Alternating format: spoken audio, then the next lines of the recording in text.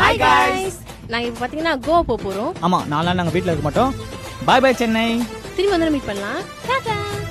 டேய் யூடியூபர் வீடு கை வச்சோனா செட்டில் ஆயிடலாம். போலாம். வா வா. டேய் நீ அங்க போடா. ஏய் சூப்பர். டேய் சூப்பர்ரா. ஓபன் பண்ணு. கண்ணு தெரிய மாட்டேங்குதுடா. அதான் ஆளே இல்லல. இரு லைட்ட போடுறேன். கட். யம்மா.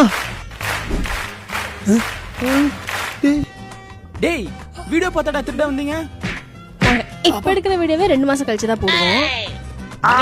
இதே ஒரு நல்ல கமெண்ட். இதே அப்படின்றீங்க. தோ கேமரா எடுத்து வந்துறேன்.